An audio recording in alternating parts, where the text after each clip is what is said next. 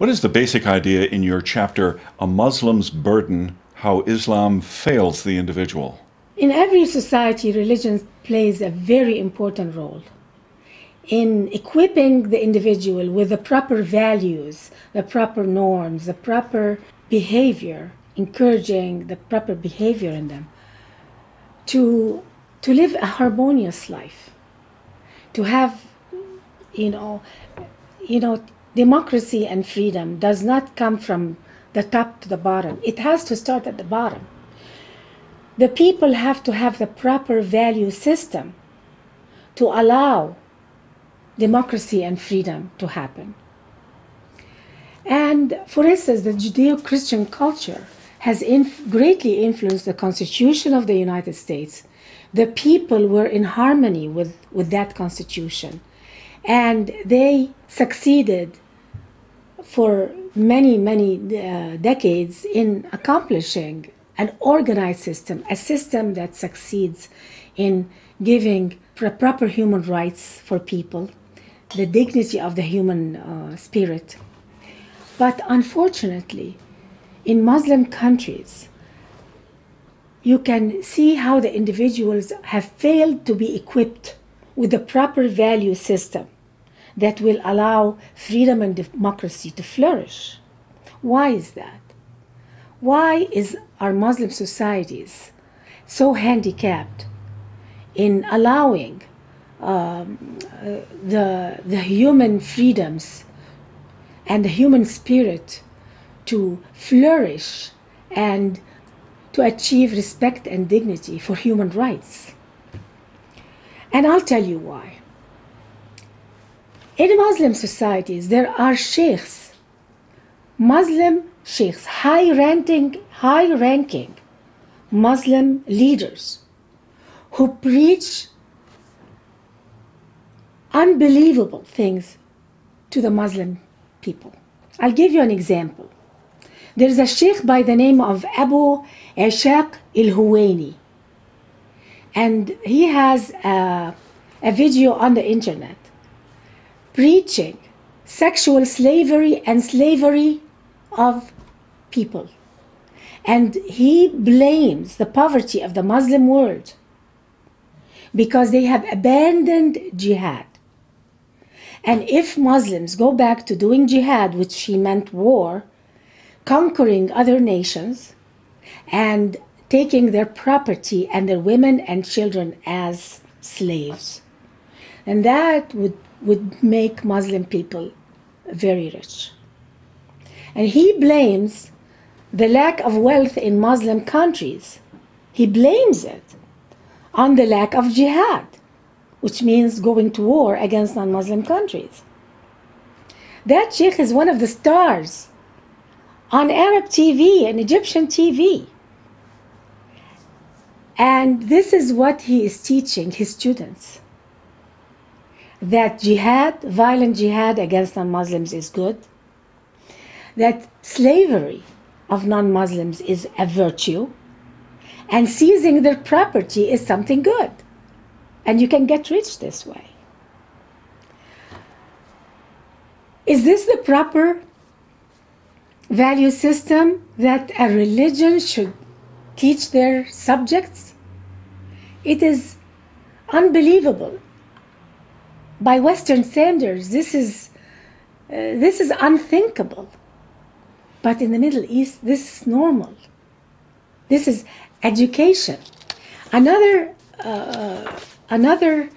value system that Sharia teaches, and Muslim, sheikhs teach it everywhere, that exaggeration, lying, and slander for the purpose of Islam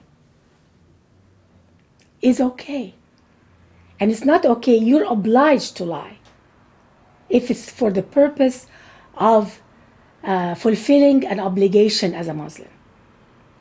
And when you give some Muslims this kind of value system, it is not the kind of value system that will make them prosper and live in peace and harmony. Vengeance has been prescribed to you according to the Quran. Vengeance is a commandment in the holy books of Islam. That makes the average Muslim always looking behind him, to the back, and not forward to solve his problem. He is retaining all the problems of the past and want to do vengeance. And that's why they erupt in violence and vengeful activities that can only hurt them in the long run. Redemption and forgiveness are not taught in Islam. Forgiveness of their enemies, loving your enemies, doesn't exist in Muslim scriptures. For instance, another important concept, the act of insulting Muhammad under Sharia law is an act punishable by death. And any Muslim who hears a person cursing Muhammad or insulting Islam will be forgiven for killing an apostate. They are automatically an apostate, and a Muslim will be forgiven for killing an apostate. Islam tells the Muslim on the street it's okay to do vigilante street justice under certain conditions. So a Muslim is burdened with avenging Muhammad, with avenging God himself on the streets. He becomes judge and executioner. That burdens the Muslim individual a lot. In Christianity, Jesus came down to save people. In Islam, it's a Muslim's duty to save Muhammad and to save God. And that's why he's given the right to kill for the sake of Allah.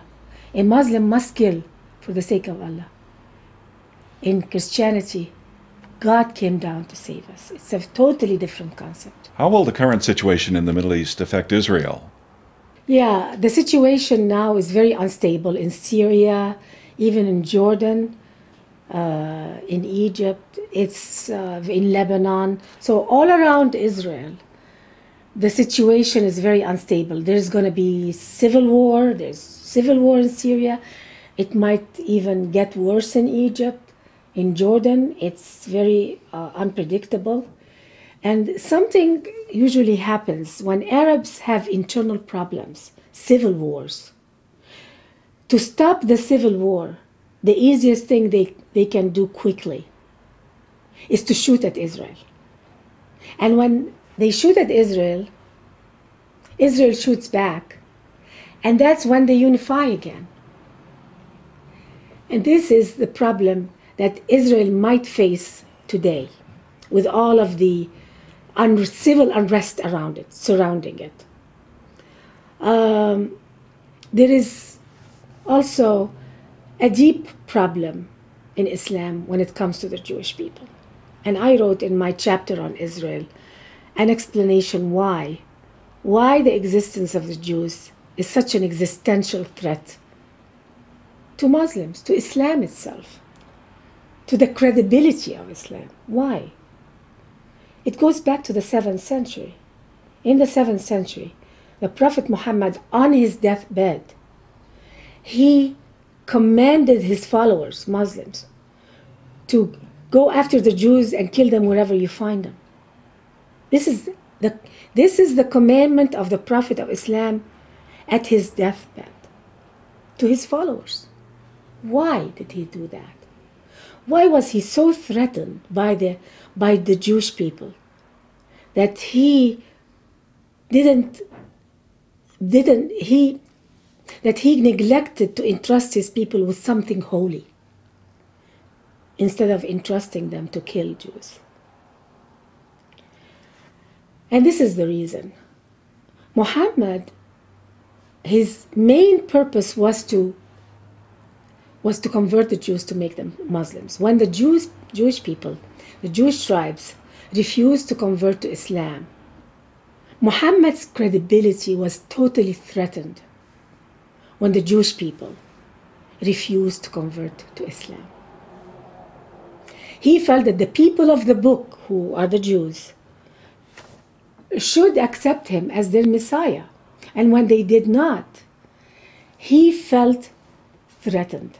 His own people told him, even that the people of the book don't believe in you.